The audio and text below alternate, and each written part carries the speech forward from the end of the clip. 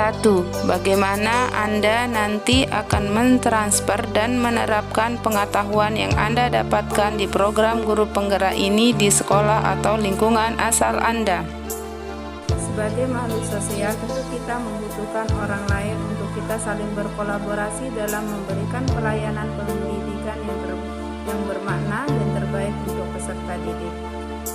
Saya akan mencoba mentransferkan ilmu-ilmu yang saya dapat selama di program pendidikan guru penggerak ini kepada semua komunitas praktisi atau pihak-pihak elemen-elemen yang terkait di sekolah dengan cara yang pertama, membagi semua ilmu yang saya dapatkan. Yang kedua, menjadikan diri saya sebagai model atau role model dalam menerapkan ilmu-ilmu yang sudah saya dapatkan di PPGP ini di kelas maupun di sekolah. Yang ketiga, melibatkan semua komunitas praktisi yang ada di sekolah dalam melakukan praktik coaching, dalam mengambil keputusan sebagai pemimpin pembelajaran. Dan selanjutnya saya akan membagikan beberapa link-link video tentang kegiatan-kegiatan saya selama di pendidikan PGP ini. 2. Apa langkah-langkah awal yang akan Anda lakukan untuk memulai mengambil keputusan berdasarkan pemimpin pembelajaran? Dari pengalaman saya sebagai seorang pendidik untuk murid dan rekan kerja di sekolah, saya harus secara sadar memahami bahwa dunia etika adalah hal yang berat yang harus dihadapi. Ketika kita dihadapkan dengan situasi dilema etika, maka akan ada nilai-nilai kebajikan yang mendasarinya, namun bertentangan, seperti cinta, kasih sayang, kebenaran, keadilan, kebebasan, persatuan, toleransi, tanggung jawab, dan penghargaan akan hidup. Karena dilema etika adalah suatu situasi yang terjadi ketika seseorang harus memilih antara dua pilihan, di mana kedua pilihan tersebut secara moral benar tetapi bertentangan. Seandainya saya dihadapkan dengan hal tersebut, maka hal-hal yang akan saya lakukan yakni pertama, mengidentifikasi masalah yang perlu diperhatikan sehingga tidak langsung mengambil keputusan tanpa menilainya dengan lebih seksama. Yang kedua, menganalisis situasi yang saya alami, apakah itu termasuk situasi dilema etika, benar versus benar, atau rujukan moral, benar versus salah. Menyaring masalah yang betul-betul berhubungan dengan aspek moral, bukan masalah yang berhubungan dengan sopan santun dan norma sosial. Yang ketiga, selanjutnya saya akan menggunakan dan menerapkan ilmu yang saya dapatkan di modul ini seperti 4 paradigma, 3 prinsip, dan 9 langkah kemudian dalam mengambil keputusan. Selanjutnya, mendiskusikan dengan kepala sekolah, teman sejawat, atau komunitas praktisi yang ada di sekolah terkait pengambilan keputusan yang akan diambil sebagai pemimpin pembelajaran.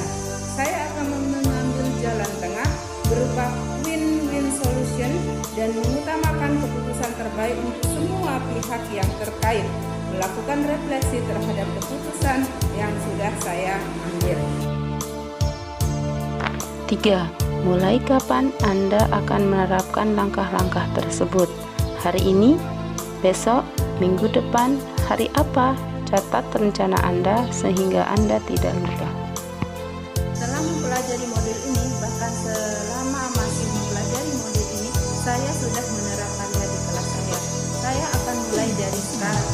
Saya berusaha untuk menerapkannya kepada murid dan rekan sejawat untuk menyelesaikan permasalahan-permasalahan umum yang biasanya terjadi di sekolah. Banyak kasus yang terjadi dalam pembelajaran di kelas, seperti siswa tidak jujur dalam ujian, siswa membolos, sering tidak membuat tugas, dan lain sebagainya. Jika dengan seketika kita marah dan memutuskan dengan hawa nafsu, maka suasana pembelajaran tentunya menjadi tidak menyenangkan dan berdampak tidak baik terhadap psikologis murid kita. Tentunya teknik latihan kesadaran penuh mindfulness seperti stop juga harus dicoba untuk dilakukan sebelum mengambil sebuah keputusan.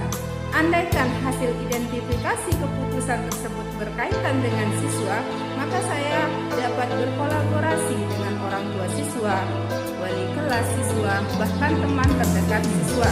Harapan ke depan, semua warga sekolah dapat mengambil keputusan yang tepat untuk kemajuan kompetensi diri dan sekolah itu sendiri. Yang utama, saya akan mulai dari sekarang, mulai dari diri saya sendiri, mulai dari kelas saya, dan mulai dari sekolah saya. Lebih cepat, lebih baik. 4. Siapa yang akan menjadi pendamping Anda dalam menjalankan pengambilan keputusan sebagai pemimpin pembelajaran? Seseorang yang akan menjadi teman diskusi Anda untuk menentukan apakah langkah-langkah yang Anda ambil telah tepat dan efektif.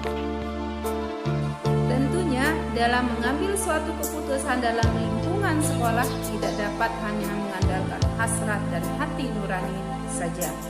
Saya harus mampu mengenali kondisi, mengidentifikasi lingkungan dan subjek yang terdampak dari keputusan tersebut dengan melakukan tukar pendapat atau diskusi ringan dengan kepala sekolah, rekan sejawat, atau komunitas praktisi yang ada di sekolah saya, di mana komunitas praktisi tersebut juga memiliki pengalaman sebagai pengajar di sekolah. Agar keputusan yang diambil efektif dan efisien, maka saya membutuhkan orang-orang yang memiliki visi dan misi yang sama untuk kemajuan sekolah.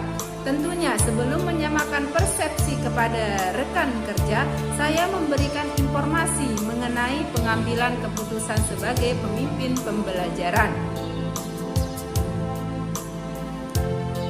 Informasi tentang pengambilan keputusan sebagai pemimpin pembelajaran ini akan saya lakukan baik kepada individu atau secara berkelompok di dalam komunitas praktisi yang telah saya buat di sekolah. Setelah rekan saya memahami prinsip pengambilan keputusan ini, dan apabila mereka dihadapkan pada suatu permasalahan, maka sebagai CGP saya dapat membantu rekan sejawat berupa dalam bentuk teknik coaching dengan memperhatikan 9 langkah pengambilan dan pengujian keputusan sebagai pemimpin pembelajaran.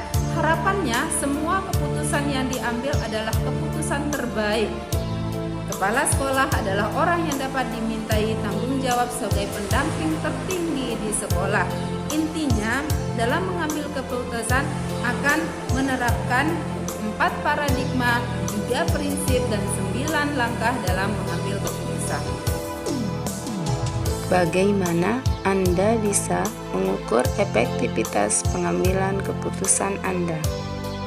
Untuk mengukur efektivitas keputusan yang saya ambil, maka keputusan yang diambil itu akan dikaitkan dengan 9 langkah dalam mengambil keputusan yang berhubungan dengan dilema etika, yaitu mengenali nilai-nilai yang saling bertentangan. Yang kedua, menentukan siapa yang terlibat dalam situasi. Yang ketiga, mengumpulkan fakta-fakta yang relevan dengan situasi.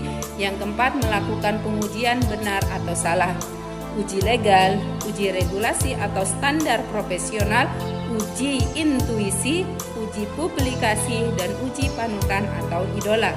Yang kelima, pengujian paradigma benar lawan benar, individu lawan masyarakat, ataukah rasa keadilan lawan kasihan, atau kebenaran lawan kesetiaan, atau jangka pendek lawan jangka panjang. Yang keenam, melakukan prinsip resulasi, berpikir berbasis hasil akhir atau end basis thinking, berpikir berbasis peraturan atau rule basis thinking, berpikir berbasis rasa peduli atau care basis thinking. Yang ketujuh, investigasi opsi trilema. Yang kedelapan, membuat keputusan. Dan yang kesembilan adalah melihat lagi keputusan yang sudah ambil dan melakukan refleksi. Hal yang penting dalam pengambilan keputusan adalah sikap yang bertanggung jawab dan mendasarkan pada nilai-nilai kebajikan secara universal. Sekian, terima kasih. Salam Guru Bergerak. Guru Bergerak Indonesia Maju.